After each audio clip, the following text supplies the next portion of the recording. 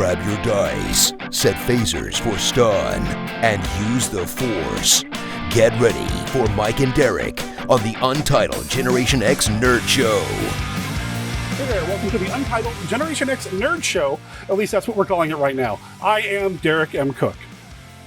And I one time got trapped in a conversation with an old guy in a gym locker room. He was naked. Well, this time around, we're going to participate in the D&D tag. Now, this was something that was introduced to the interwebs and the YouTubes by Ginny D. She's a YouTuber, a cosplayer, and from what I can tell, a pretty nice person. I've never met her in person, but if you want to collaborate, hit me up. She introduced this game, this way to talk about role-playing games on YouTube. Now, hers was Dungeons & Dragons specific, and we're going to try to stick to that a little bit here, but Mike and I have so many experiences with non-D&D role-playing games, we thought we'd open it up a little bit, maybe talk a little bit about some of our non-D&D RPGs. A lot of RPGs. Oh, yeah, a lot. I mean, right now, I'm currently playing in a D&D game, and we've talked about working on some D&D stuff, but you and I have played so many games together over the years, and separately. There's just so much to pull from. Really is. Now, the way this works is Jenny created 15 questions. We're just going to go through the list, and then I'll provide a link to her YouTube video in the description down below, as well as the questions. And if you want to participate in the tag, we'd love to see what your responses are. We'll start with the first question here, Mike. What was your first D&D character? Or I suppose we could say RPG character. D&D was the first role-playing game that I ever got into in 2nd edition. And my very first character was a half-elf fighter thief, because multiclassing was a thing, and thief, before they were rogues. His name was Jeru Jade, because I had a thing for alliteration back then.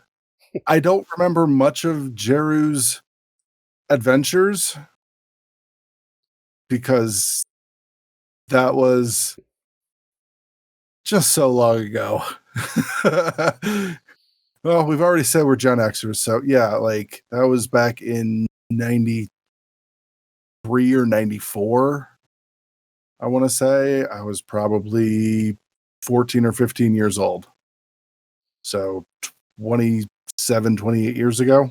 For me, and I've talked a little bit about this on the Dice Monster Dice series of videos on YouTube, my first character was Dungeons & Dragons, AD&D 1st edition, and I probably started playing in 91, 92. So right around the same time as you, a few years difference. And my character was a human magic user, because they were magic users back then, named Danforth. And the name came from a character that I'd written in a creative writing assignment named Master Danforth. He was a magician guy in a fantasy setting. I don't remember what the story was about, but I liked the name, so it stuck with me, and that became my first character. And it only took like one session before everybody started teasing me about the character's name and asking if I had a sister and or wife named Sally. Okay, to be fair, Danforth, from a literary standpoint, much better name than Jeru. Yeah, but it's a fantasy thing, too, and you had a half-elf, so... Yeah, it's true. Well, yeah, Danforth, or Master Danforth, is how I started calling him towards the end of his career, was my first guy. It was a lot of fun. I'm sure you have some pretty fond memories of your first DM there, from all the stories you've told me about him. Yeah, and I've talked a little bit about it online, but yeah, there's so much more. My first DM was a dude that I had a falling out with. That happens. All right. How about we move on to question number 2 here? Which D&D class is your least favorite to play, or do you not want to play? I would probably go rogue or thief. I'm not a big fan of the stereotypical thief or rogue approach where you're stealing from your fellow party members and that sort of thing. You know, I know they have some great skills and backstab is amazing in combat, but there's just something about that particular character and assumed lifestyle that just doesn't jive with me. So that's probably my least favorite. I have tried playing one once, and it just wasn't all that fun. I didn't get much out of it. Like, I don't think it's necessarily the fault of the class itself. More is just like what the idea that goes into people's heads that the class should be. Because when I think of a rogue, like the way I like to play him now is more of a Indiana Jones type. I like that. Okay. Well, you've changed my mind. Now I want to play a rogue. More of a treasure hunter kind of guy, or like a king spy master. That's always pretty cool. Okay. For me, my least favorite is wizards. And really? just most spellcasters in general, I've shied away from it my entire gaming career. I'm not a fan of the amount of paperwork that goes into playing like a wizard. Just the pages of notes, be like, what does this spell do? Oh, that's a cool sounding spell. I have no idea what it does anymore. And so you end up just flipping through pages in the player's handbook trying to find that spell. It does take a little bit more homework, I feel like, playing a wizard, any kind of spellcaster, really, because you've got to keep track of how many spell slots, how many spells do you have? Is it a spell book? Do you have material components? Does your DM care about material components and verbal and semantics and all that other stuff? Yeah, it can be a little bit more work. I've always been drawn more toward the magic side than combat side or martial side, but I totally see where you're coming from. Totally. Even clerics. Really? Mm-hmm. And I'm like, I know, in my head, I know playing a cleric is easier than playing a wizard, because you can just be like, I cast Don't Be Dead. There needs to be a spell called Don't Be Dead. Exactly. All right. Next question. What D&D spell would you most want to have in real life? As I have steered away from playing wizards and magic users, I'm not really super familiar with the spells. I mean, other than, as we all know, Fireball solves everything. So, yeah, let's go with that. That'll be the answer. Yep. Fireball. Okay. Fireball. Fair enough. Why not? You think the guy at the car lot is ripping you off? Fireball. Hey, it's a popular spell, man. And I'm sure it's got multiple uses, right? It's probably a real good thing that's not a real thing, because, I would have cast that in one of our many trips to Blockbuster way back in the day. Go home happy, Fireball. Oh, you don't have the movie I want. Hey, this is a Gen X. Yeah, I mean, we're making sure. There's a Gen X reference. Got to make sure we get that in. Blockbuster Video. There's only one left, and it's in Oregon. That's right. But I've never been there. It's within driving distance from here, but I've never been. I need to. It's about an hour-ish away from where I'm at. So, but never been in there. I keep meaning to check it out, but, might start having some weird flashbacks since I used to work at a Blockbuster before you and I knew each other. So yeah, you did. Yeah. Well, for me, I don't know if there's a specific spell that does this, but any time travel spell. I'm fixated and fascinated by time travel. I want to time travel. I would love to use a time travel spell. If there's not a time travel spell in standard D&D, I'm sure there's a third-party supplement out there that's got a time travel spell. So give me time travel. That's what I want. You could change this question to what superpower do you want? It'd be time travel. If you had one wish, what would it be? Time travel. That's what I want. Go back in time and put a kick me sign on Mussolini's back. I don't know if I'd go that far, but I would try to do some things. I wouldn't go full on Biff Tannen, but it would be nice to be able to, I don't know, do better with my money than I have over the past several years with it. And I think a time travel spell would be very helpful for that. Well, there is time stop, isn't there? I'm sure there is. That sounds like a familiar spell, at least from older editions anyway. True. And at the very least, you could Hiro Nakamura that and go stop time, make 1,000 paper cranes and start time again to impress a girl. So here we are dropping some more references. Yeah. R.I.P. Heroes. That was a good show. Well, season 1 was. It started really strong. It really did. Yeah. Okay. What is your favorite D&D monster? Oh, you know what it is. You know, and I've talked about it. But the people that are watching don't. The Githyanki. I love Yep. the Githyanki, but I will add like a just barely up there as well. Mind Flayers. Githyanki and Mind Flayers, man. You and your Lovecraftian horror. Well, I've been in love with the Githyanki ever since I saw the first edition Fiend Folio. There's just something about the look of them and the stories I was told about how they work and operate. And if you ever steal a Githyanki sword, you're in a lot of trouble because he's going to track you down and take it back. And just there's something just magical about them. And I love them. Plus, you know, like you said, the Mind Flayer, the Lovecraft thing, that's just cool. For me, I would say the Blue Dragon. Really? Yes, for two reasons. One being the Blue Dragons from Dragonlance were the coolest dragons in the whole series. And then combine that with the redesigned look that they gave to Blue Dragons in 3rd edition Monster Manual. It's so cool looking. Iconically Dungeons and Dragons. Red dragons are really cool too, but you see them in other mythologies, other games, stuff like that. The blue dragon, you don't see outside of D&D very often, and it's real.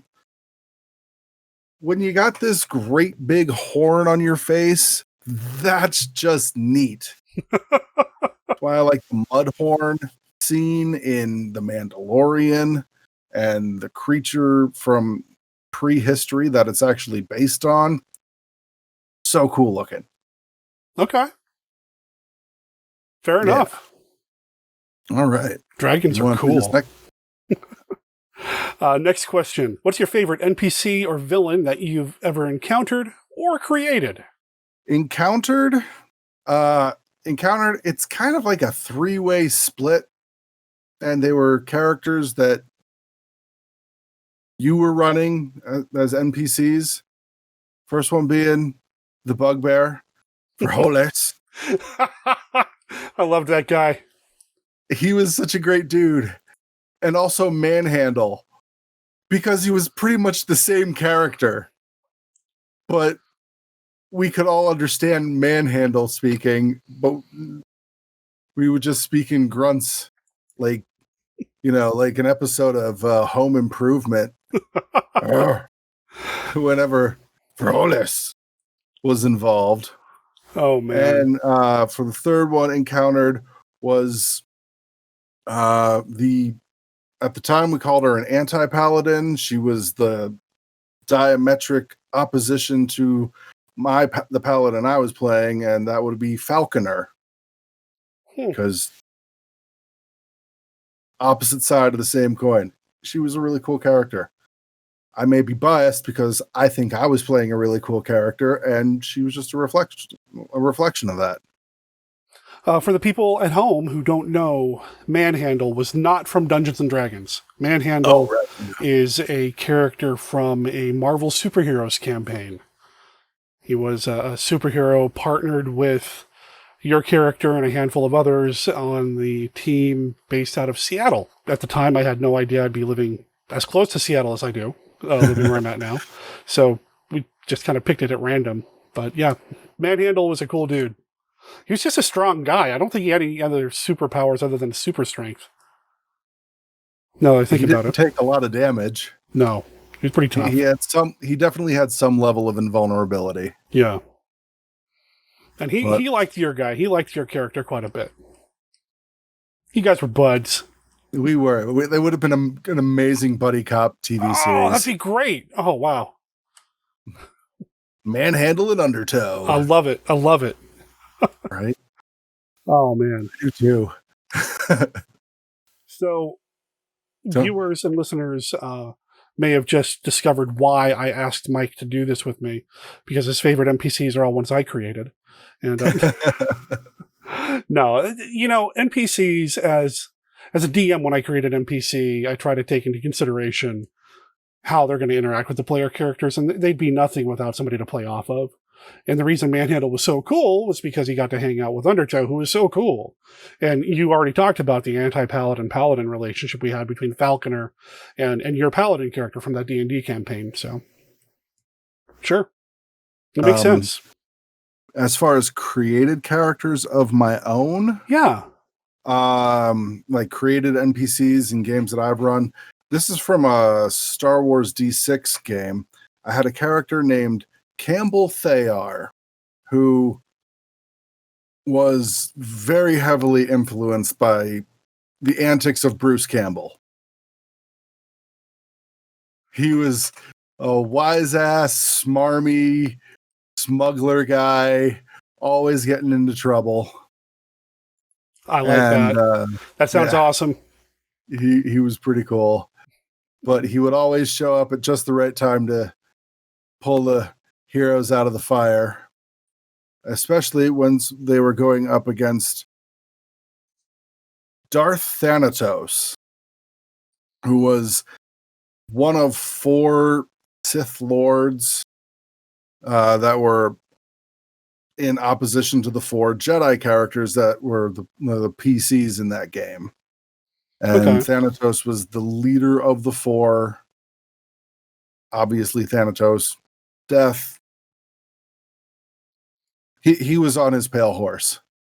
Like you said, you can have the coolest NPC ever, but it doesn't mean anything unless you have a good player character to play him off of. And I ended up having a good player character at the time. Right on. And it worked out real well. Like those two, like hit the player character, and my NPC ended up having a weird, almost Superman Lex Luthor relationship. It was pretty cool. It turned out real well. I was happy with the way it ended. And at the end of the campaign, when the one side had to go and wipe out the other side, it was very emotional for all of my players. That's awesome. Like they grew to love these characters that they hated. So your turn. So favorite NPC or villain that I've encountered? That one's tough.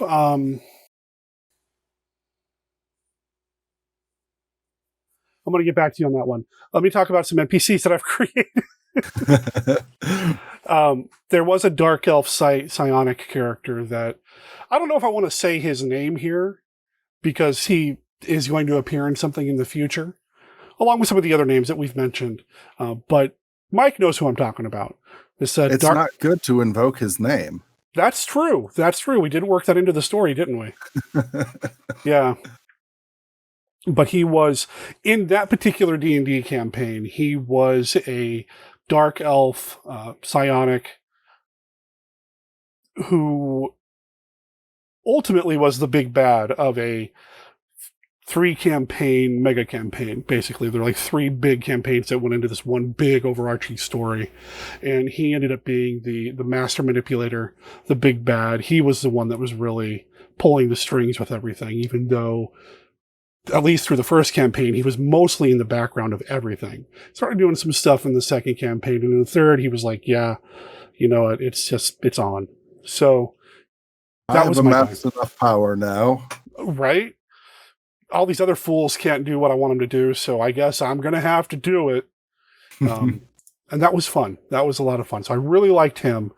There was in a D&D campaign, I'm going to mention another one. There was a D&D campaign that I ran with a gaming group up here in Portland, Oregon.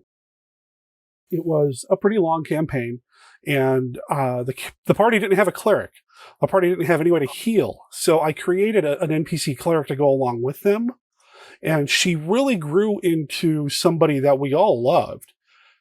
So, of course, I killed her off for story purposes, but we all loved her. I fell in love with her. I forget her first name. That's how much she meant to me. But her last name, we were calling her Lady Clanzadanzan. And yes, she was a dark elf because I had a thing for dark elves, apparently. But she was one who... We all have our kinks. Well, yeah, that...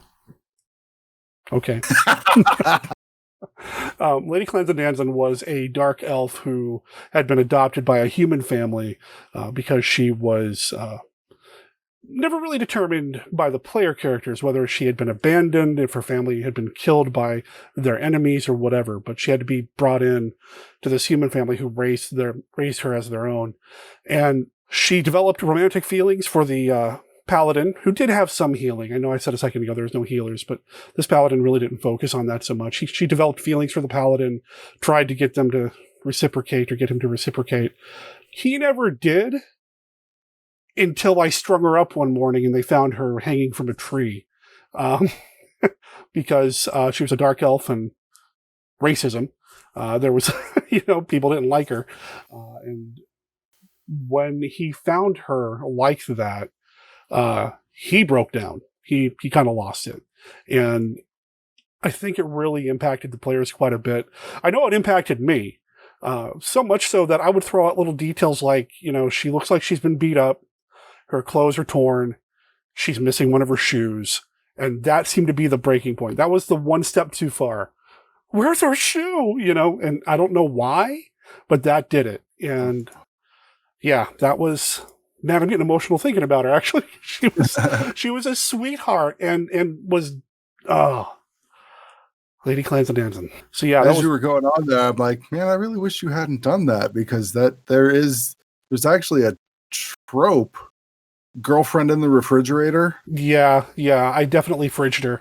But at the time, I don't think I was really thinking about that. Plus, I did make her more than just push the plot along.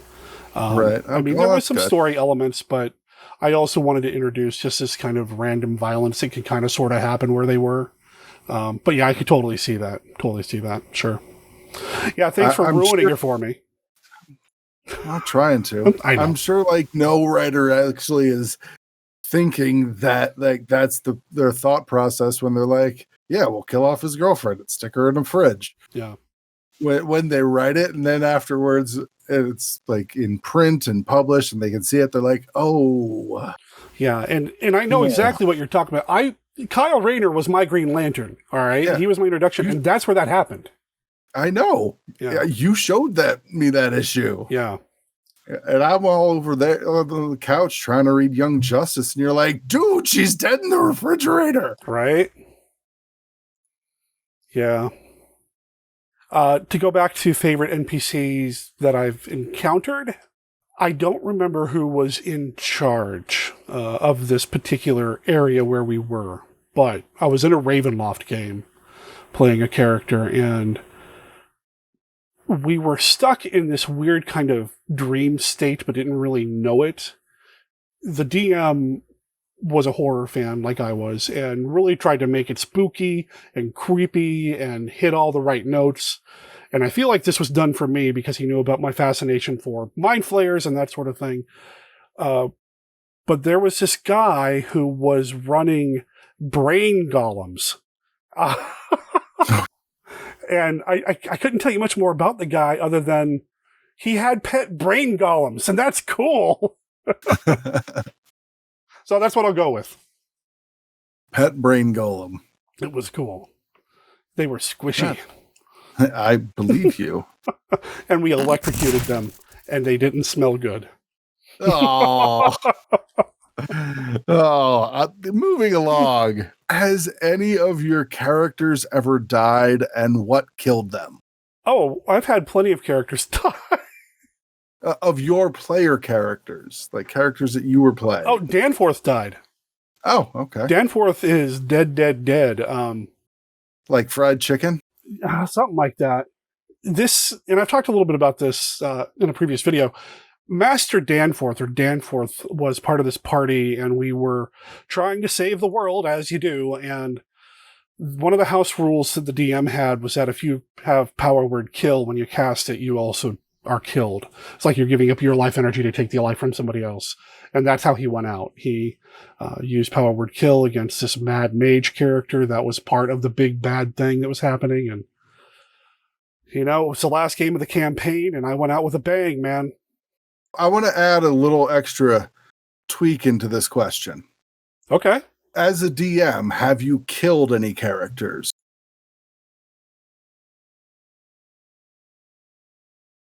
Yes. Yes. One of them is probably going to be my answer too. I did it twice. That happened twice, right? 3 times. Oh, okay. Across the course of the entire campaign. You killed my character, Jareth, 3 times and brought him back to life. But then by the end of the campaign, you made him immortal, or essentially immortal, so you couldn't keep killing me off again. That wasn't the only reason. They were accidental deaths because I couldn't roll to save, a shoe. Yeah. So yeah, we killed Jareth quite a bit. There was one dude. Oh man. This became a whole thing. I ended up killing this halfling guy. He came back. But there was this monster, and I forget the name of it, in the monster manual, I think 2, maybe 3 from 3rd edition or 3.5. And it had 6 hands. And one of its magical abilities was to have so many spell slots for whatever, blah, blah, blah. It had enough juice to cast Magic Missile. And back then, Magic Missile was 1d4 plus 1 per missile. And you could cast a missile out of each finger. He had 6 hands. Ow. Yeah, so we lit him up, but good. Because Magic Missile doesn't miss, man. No, it doesn't. Magic Missile's awesome like that. It was too bad. Doesn't even require an attack roll. No, it's just like the guy looked at you and, hey, Ted, how many hit points do you have? Oh. Is it more or... No, you did that to Hofi. Oh, yeah, I did. You did that to, yeah. I've done that before. I think... You cast I don't remember what spell you cast, but I remember you rolled a bunch of dice and got real excited on your face, and you're like, how many hit points do you have? -21. And you realize, oh yeah, mages have terrible hit points. Yeah, because dude had 18 HP at the time, and he was level 4 or 5. So I think one of my tells, or maybe one of the tropes of me being a DM, is if I ever look at a player and say, or ask, how many hit points do you have? I'm about to roll way too many dice. And I can think of one other player character that you killed, because the player decided to go running down a dark hallway in a cave. Oh, man. Without knowing what was down there. And he got eaten 8 times by a Hydra. The rest of the party was like, no, dude, don't. And he was gone. And we're like, no. We are all level 1s. And that sounds much higher level than us. Yeah. Yeah. I think the one player character death that I felt the worst about was my roommate at the time. This is when I lived in Wyoming, and we were running a Star Wars game. And we had just gotten the Galaxy Guide about tramp freighters, and he wanted to make a freighter captain type character, complete with a ship. And he I could get my hands on a copy of that book. Right. And his character's name, I remember his character's name, Chodros Ruse. Don't know why. I remember that, but I do. First game, out of the box, just boom. He died at the end. I blew up a ship with him on it, and I felt so bad because he spent so much time making this character, designing his ship, statting everything out the way he wanted to have it statted. He was so excited about playing this brand new character, and towards the end, it was a lucky shot, and I could have done something, but I still feel bad about that. Alex, if you're watching this, I still feel really, really bad about how Chodros Ruse was killed. I should have flexed a little GM judge magic and said, no, I am sorry, because I still feel bad. For me, I've killed off a character, again, in a Star Wars game. The character's name was Seb Nikleth. And I had been running Star Wars games off and on for him for 3 or 4 years, but eventually dude was going to join the Navy, and we weren't going to be able to play anymore because after he got done in the Navy, he was planning on moving to Denver, I want to say. So I set up a one-shot game with the purpose of killing his character off at the end of it. And it worked out real well. He was aware that I was going to kill him off. He's like, yeah, we got to kill him off. I don't want him to die, but it makes sense. So the time frame was set like in between, somewhere during the Clone Wars era. And he had to go fight a ancient Sith Force spirit on this derelict craft that had just been floating in space forever, like in a slowly decaying orbit around a star. He defeated the Sith spirit, but it pretty much killed him to do it. And then the orbit just took a dive and he went right into a star. It's like, goodbye, Seb. You were a good character. Maybe we'll bring you back as a Force ghost in the future. Hey, at least you gotten out there, I guess. Yeah. Yep. So, but as far as characters of mine that have died, well, we already talked about that. Derek liked to kill off my guy and then make him not dead. That's that spell again. Yeah. Make not dead. What's your best natural 20 story? Okay, the Marvel superhero system didn't use D20s, but it did offer, like, it uses percentile dice. And it did offer, the higher you roll, the better you roll, the more powerful your attack is, with a 100 being something amazing. Mm-hmm. So I did that in a game one time when I was playing as my characters of Undertow, who was in a separate reality trying to get kidnapped by pirates. The ship was attacked by Magneto, who was a vampire. So Vampire Magneto attacks the ship that my character is being held on. My character Undertow has water powers, so don't mess with me on the ocean, dude. So this ship is now in pieces and it's made of wood.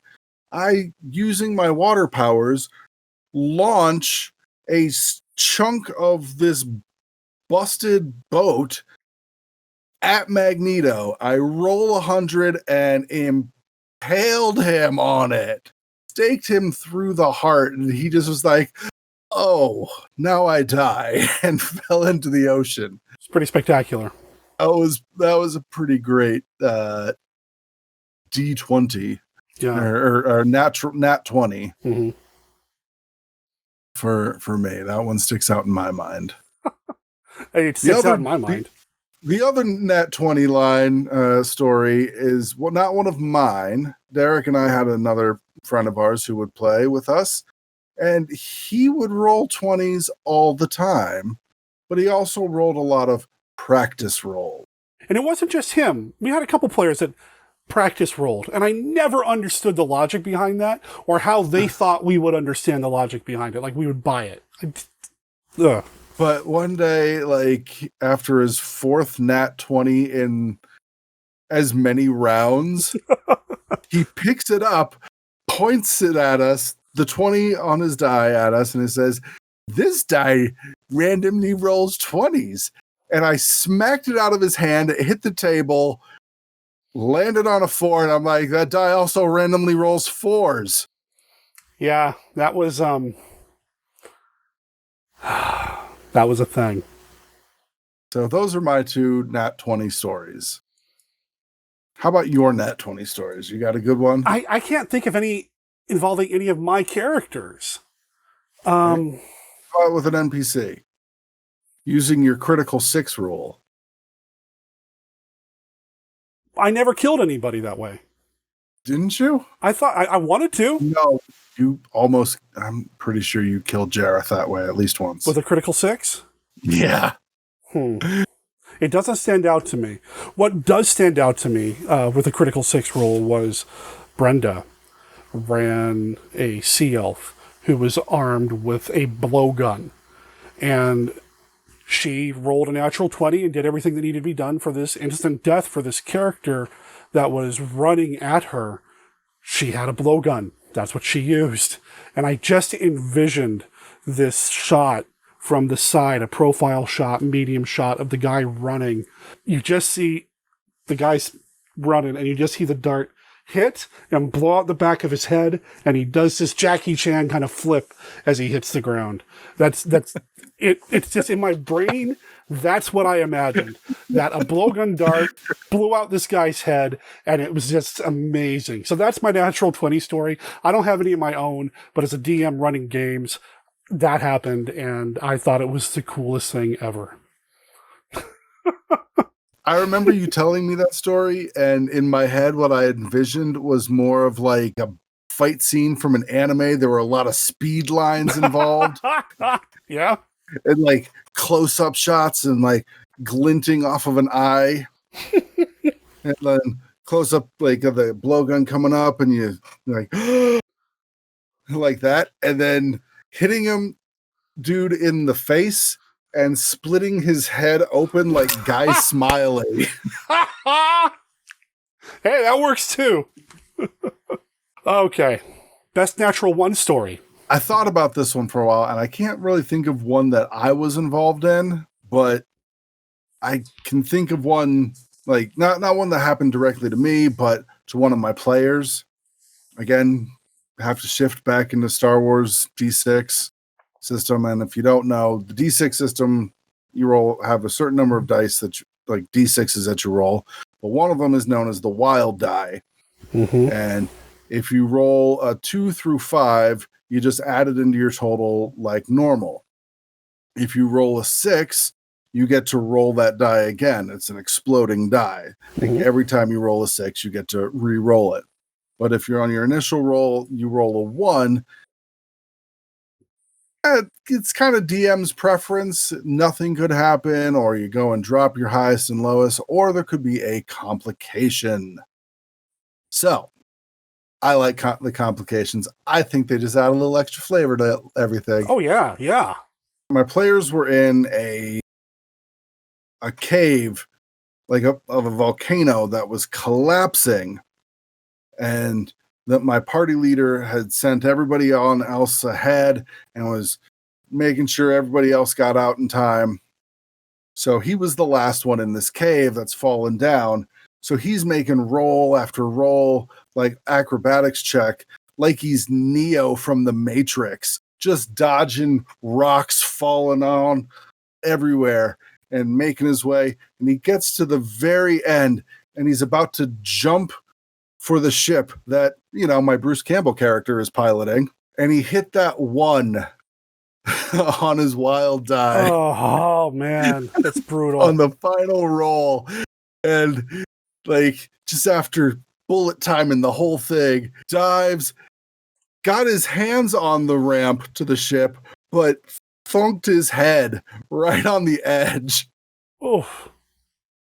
And I was like, well, I guess your character has a concussion now. As like a couple of the other characters were standing there watching with their hands extended. Like the goal was to jump and like grab onto their hands. Sure. Missed. So they quickly grab him and drag him up onto the ship and fly away as the volcano explodes. Big, cool explosion. Nobody looked at it as they walked away. And the main character of the campaign was in the infirmary with a bandage wrapped around his head. That's awesome. It was. Oh, man. Well, my natural 1 stories have to do with my own PCs. One PC in particular. Going back to this Ravenloft game that I was playing in, I played 2 characters in this campaign over the course of the campaign's life. I started as a ghost elf. The ghost elf was a class that was introduced, a race that was introduced in an issue of Dragon magazine back then. This is during the 3.5 days. And I thought it was cool. You know, it was an elf that lived on the ethereal plane, and one of its racial abilities was to be able to slip into, this kind of ethereal plane space, like once or twice a day. I can't remember the exact numbers. I'd have to go back and look. There were 2 times this guy, man, he was cursed or something. I don't know what happened. So the first one that comes to mind is we're in the middle of a combat situation. We're somewhere, I don't remember where we were, but there's a huge cliff in front of us, and we're all running around doing stuff and whatever. And I had a handful of thieves coming after me. My other party members were either incapacitated or something was going on. I was on my own. Through no fault of my own. It's just how it turned out. And they were coming after me, and I knew if they got my hands on me, I was dead. They were going to eat your lunch. So I look around. I decide to run. But I'm not going to run this way. I'm not going to run this way. I'm going to run into the cliff because I'm going to slip into the ethereal plane just as I'm about to hit. Guess what I didn't roll well on? So you went and Wile E. Coyote'd it right into the... Dead on, full stop, bam! Right into the cliff face, knocked myself out. Fortunately, they didn't kill me. They just took us all prisoner. But yeah, he, it would have looked really cool. I'm sure it looked cool to everybody else when I did that, but it would have looked really cool if I just slipped right into the mountain, In theory, yeah, that would have been very cool indeed. Like, in concept, that's really neat. The Wile E. Coyote, did your DM ever do like a follow-up to that where you're running at the edge of a cliff? And you slip as you go off. Like, yeah, okay. The other time he rolled a 1, again, it was a spectacular thing. See, he didn't just fail normally. He failed spectacularly. So the other natural 1 moment, again, Ravenloft, we're in a graveyard. There's this giant mausoleum that we need to get into. The big bad's in there. There's all sorts of evil stuff happening. And we all come up with this great plan about how we're going to break in, catch the guy by surprise, take everybody out before they even have a chance to react. How are we going to catch everybody by surprise? Well, everything's locked up front. Can't really just break in and surprise everybody because we have to go through chains or whatever. But it's got a glass roof for natural lighting. All right. I've got the best climb skill. I'm going to climb on top of the mausoleum. Cool. Didn't make any noise. I'm being all stealthy, whatever. I think I might have been a ranger. I don't remember for sure. But things are going well. So the plan was for you to make like Tom Cruise in Mission Impossible? And break through. Yeah. Oh, I broke through. Because I rolled a 1. Really? All right, here goes. Oh! So, we caught everybody by surprise, but yeah, it was a mess. So, again, he did not just fail like, I dropped my sword. No, he gives himself concussions and falls through sunlights and mausoleums and above ground tombs because, Anyway, shall we go to the next question? Let's. Okay, what's the highest level you've ever played a character to? For me, it's going back to Jareth, level 15. But 3 campaigns with that guy. Yeah. I think for me, it would be that Danforth character. And I think he got up to like 7th level as a magic user.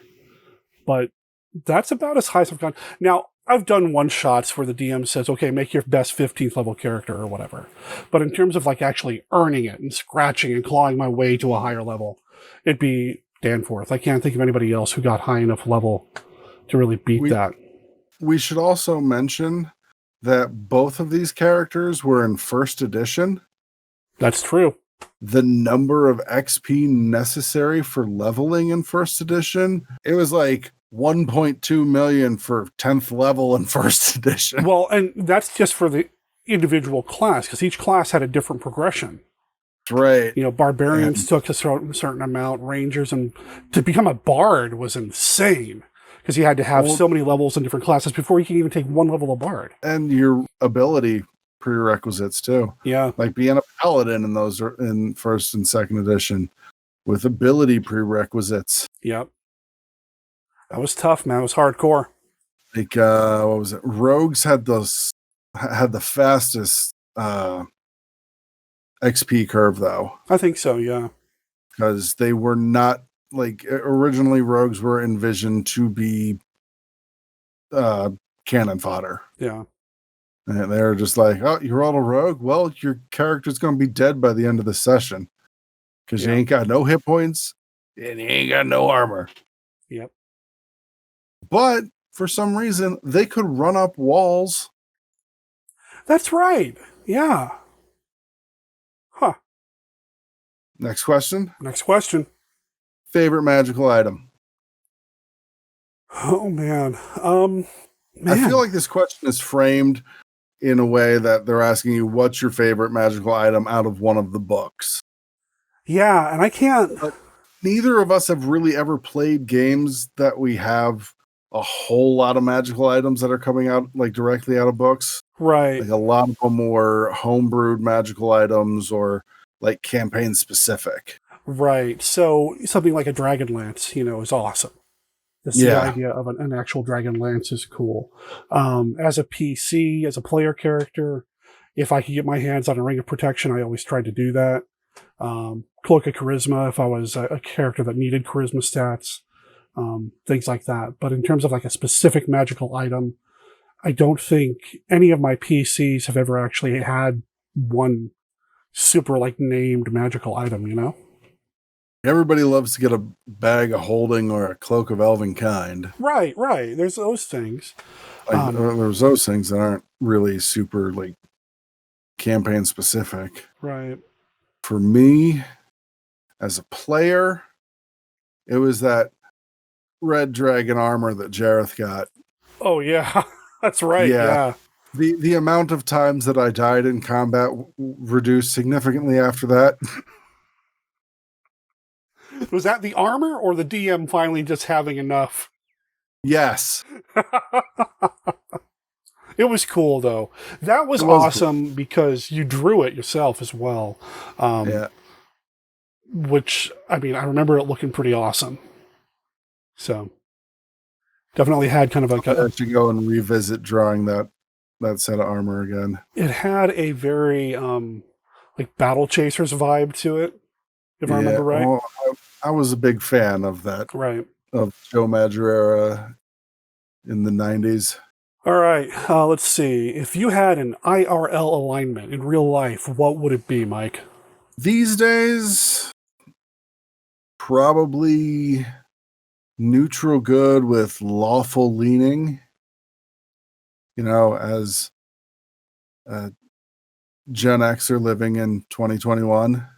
But if we turn back the clock a bit to, the turn of the millennium, I want to say that I was a good person, but definitely a lot more chaotic than I am now. Yeah. I'm in the same boat.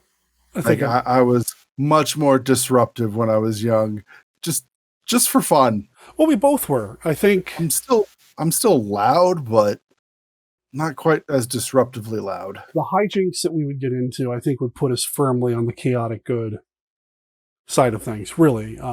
But yeah, nowadays, neutral good with some lawful good in there. Sure. But I'm the same way with you. Yeah. Gotten older and have figured out how to not be quite so obnoxious. Just takes so much more energy to be chaotic. I don't have that kind of energy, man. Like, my back hurts. My knees hurt. Yes. Henry Rollins summed it up perfectly in like the season 8, episode 1 of Portlandia. Okay. And he said, when I was younger, I didn't like anything. But now I'm older and I like a lot of stuff. Yeah, pretty much. Man. And I love that episode where they're all trying to find somewhere to go rock out. And they're like, nah, I got to get home to my kids. Yeah. If you had to date one of your characters, which one would you pick?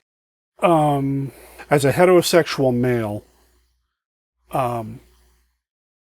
there's only one character that I've played as a PC that was a woman that I, as a heterosexual, again, I would the possibility of being attracted to. Actually, I take that back. There have been 2, and this is the one. Her name was Suzerain. She was smoking hot. And, Of course. and she tried to set fire to a forest full of treants. That's all I got. But would you want to date that level of crazy? Well, maybe younger Derek when he thought he was chaotic good. Sure. Derek now? No. Derek like, now no, would want to date the drow cleric that I talked about earlier. There you go. There you go. Before she was killed, because that would be weird afterwards. That would be weird. Yeah. It make meeting her parents much more awkward. Really would. Again, like I'm going to agree with you there as straight dude. Never really played a whole lot of female characters. Like off the top of my head, there was I played as Jareth's little sister, Rebecca. And seeing as Jareth really was kind of an extension of me, like what I kind of aspired to be, like the best version of myself at the time, that would be weird for me to go and date his little sister. Yeah, it'd be very weird. That'd be awkward. So I don't think there's any of my characters that I'd want to date. However, I would love to be friends with Undertow. Because I think he'd just be a lot of fun to hang out with. Dude, I'd hang out with that whole team. That whole team of superheroes. Even the one that was really angry at Undertow for changing the channel. So angry that she decided to go to the local Fox affiliate and shut it down so that you couldn't watch your cartoons. Yeah, I'm totally down for that. I totally forgot about that. Arctic Transfer was her name. Yes. Yeah, she was so mad all the time. She really was. No, I love hanging with that team. That team was fun. Yeah. Undertow, Manhandle. We started that campaign out like we wanted to be the Avengers, but we turned into the Mystery Men. It really, it did have that vibe, didn't it? That was fun. Yeah, I'd hang out with those guys for sure. Yeah. She shut down the whole TV station. Oh man. Yeah. Oh. Okay. Oh God. All right, your turn. Is there a character you want to play but haven't had a chance to play yet? I'm going to go against what I said earlier about not wanting to play a magic user because I want to learn how to play a magic user. And I would like to play a tiefling sorcerer. I go with sorcerer because I do have a long history of playing bards pretty well. So I know how to work a charisma character. And so sorcerer's charisma character. Let me talk, please. You shut up, paladin. Okay. You will tell the dwarf king that the elves have already agreed and get us in trouble. Okay. That was a thing that I did. Tiefling sorcerer. All right. Yeah. Or a cleric of some kind. Possibly a dwarven cleric. Clerics can be interesting. I've played clerics before, and I always tend to go to the extreme with them. Like they start taking on some zealot-like qualities. And I don't know what that says about me. The last cleric I played, I remember him on the battlefield as he was striking down his enemies, asking if they were heretics or if they were sinners as he was killing them. And Death Old Infidel. I don't know why. I don't know why I did that, but that's what he did. It's a thing. Yeah. Yeah, I don't think I'd quite take it that. Yeah. But I'm thinking my last few experiences in gaming groups, we've had a cleric in the party, but they weren't set up for healing. Yeah. And my thought was, well, why the hell aren't you just playing a fighter? Right, or at least a paladin, if you want the holy aspect to it. Yeah. No, you're right. They weren't role-playing the holy aspect of it. I feel like they were just that's sort of there. I feel like that's something that the game has kind of gotten away from a little bit too. I've noticed in the various games that I've been involved with, at least for 5th edition, or games that I've observed, the religious aspect has been pared way down. And I don't know if that's just been my limited experience or if that's across the board. I'm not really sure. Like, in the past, playing as a cleric has always been kind of difficult in other ones, but like you would run into one of two clerics though, but both of them would heal. The one cleric was the battle cleric who wanted to be on the front line with the fighters and the paladins and the rangers, but would go down by the 3rd round. Yeah. 4th round tops. And then they're like, oh crap, I'm out of hit points. Or you would have the timid cleric who would hang out behind the wizard. Yeah. And would be like, heal. Heal. Stay alive. Don't let them get to me. Don't be dead. I'm casting Don't Be Dead as fast as I can. I like that. Well, for me, because my gaming kind of abruptly stopped during the 3.5 days, there were a lot of character classes in 3.5 that I always wanted to play. The Dread Necromancer. I have never heard of that one. It's in the Heroes of Horrors book, and I wanted to play that so bad. So bad. It seems a little redundant because Dread Necromancer.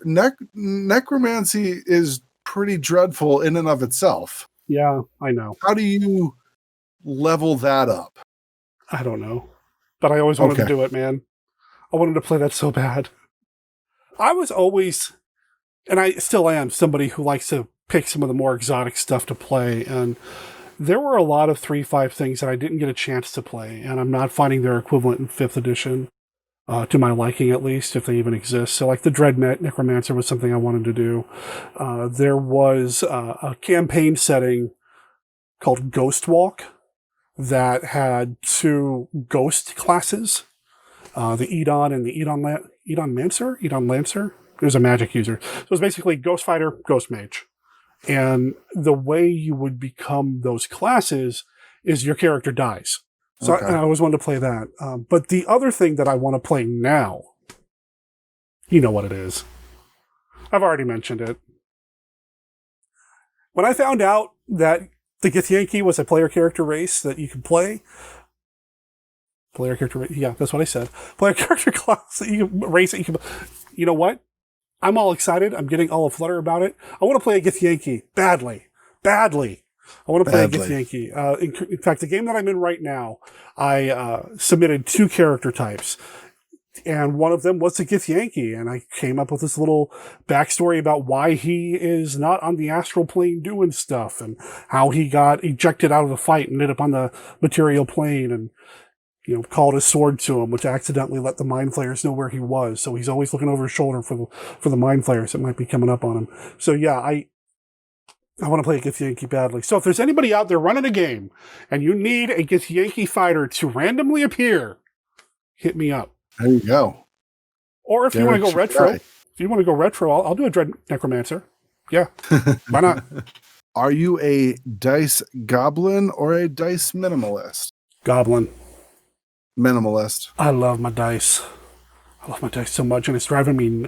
So, gaming in the pandemic has been interesting because it's all online, which means all the dice rolling is online, so I don't have to worry about this. But if I ever played a game in person, which hopefully someday we'll be able to do again, that'd be nice. Oh, God, I can't wait to roll the dice. But all of my dice are hidden away in storage somewhere. I have no idea where they are. So much so that when I first started getting back into 5th edition, I had to go and buy some cheap dice online because I didn't know there were online dice rollers. I thought it was all going to be, done by hand, and we just have to use the honor system and not randomly roll 20s all the time. So I have a lot more dice than I should, but that came from being a DM for a whole lot of years. And people just leaving their dice with me and never coming back for them. Interesting. Yeah. Huh. Like, I've got a box just with a ton of dice out in my shed. But I have these 2 sets of dice that I bought 25 years ago, and I still use them. And then there's this brick of D6s that I bought for when I started running Star Wars regularly. Yeah. But that was like 20 years ago, too. I'm looking forward to finding my old dice that I've bought over the years. Because I know I've got 20-plus-year-old, 30-year-old dice. When I first bought my first edition D&D books from some guy used, he sold me the dice he was using with them. So I've got dice that predate my gaming career that have been used on the table. I just don't know where they're at right now. I think I've got a set of dice like that as well that were, my first set of dice that were, gifted to me by a very early DM. Mm-hmm. I do have a more recent set of dice. These ones that came with the D&D basic, the starter set. Okay. The starter set.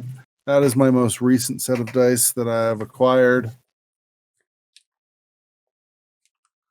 I have a set of dice in here. Did I give my address? I did.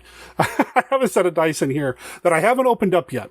But I'm going to do an unboxing video on Dice Monster Dice, probably within the next few days. Can't remember what I ordered.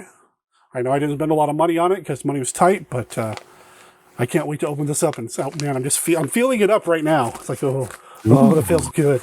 So yeah. If my kid, if she ever decides that she's interested in getting into Dungeons and Dragons, this set of dice from the starter kit, this will be her first set of dice. Nice. And these will be for her. Nice. Like, these are yours. Take them with you throughout the rest of your life. I have this fantasy that when I do finally figure out where my dice are and I retrieve them from storage, I'm going to pull out my phone or my camera and record myself finding them and picking them up and, hello, old friend. Just that's my dream. So maybe that'll happen. Sitting down on the ground, pulling one die out after another and like recounting the tales of adventure that you had with them. You're the one that caused me to run headfirst into a cliff.